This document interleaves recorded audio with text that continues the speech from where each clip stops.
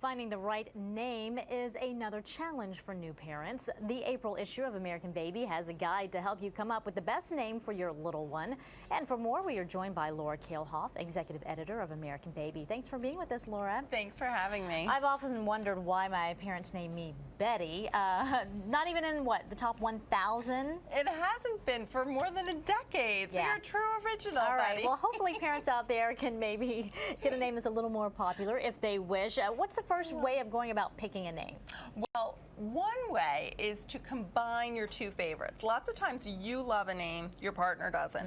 You don't want to compromise on a name. You know, you don't want to have to cringe when you say your kid's name. So a great way is to combine your two favorites. For instance, he loves Ella, you love Liliana, make it Eliana, which is a great combo. It's kind of like the Brangelina effect, trickling down to baby names. So I gotcha. Brangelina. Don't give folks an idea out there because they might just do it. And you want to say bypass the family names. And I joke about my name, but actually mine's a family name that was passed down. You know, in that case, I think it's kind of special.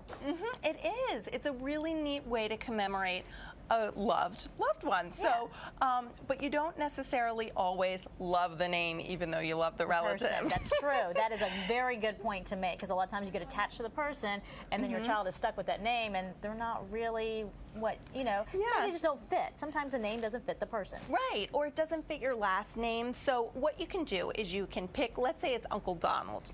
Think of Don, the nickname, and then think of, what name could I use with Don? Donovan. You know, then you have a cool name that actually commemorates your Uncle Donald. Yeah, that's a good idea.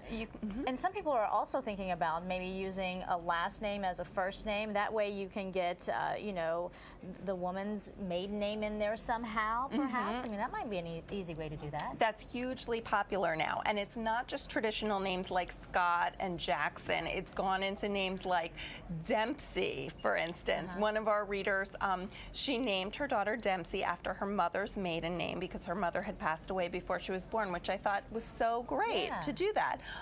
You can also tweak a last name. For instance, my last name is Kalehoff, and my husband's cousin is named Kaylee after Kalehoff. So you can kind of morph your last name to become a first name. That is really neat. But there's a lot of anxiety that goes into creating, or picking a name because your baby is going to be stuck with this for the rest of his or her life. So should you just maybe put it off and wait till you see your child and then realize, that baby looks just like a so-and-so. Right, some parents do that, and it actually can be a good idea because the more you fixate on a name and say a name over and over again, it sounds kind of weird. Laura, Laura, Laura, over and over again. So really, you can just pick up a whole bunch of your favorites. You can use a great baby names app for that. We have a great one at American Baby now called Baby Names Plus that you can find on iTunes.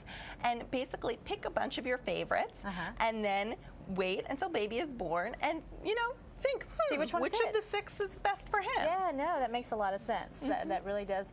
Good ideas out there, Laura. See, that's a traditional name, too. It is. It was in the top 20 when I was born. Stop it. You're making me jealous now. Mine wasn't in the top 1,000 for the past how many years? 11? Yes. Oh, jeez, that's all right. I'm proud of it. It's old school. Yes. Thank you so much for your advice. Thank you. And there is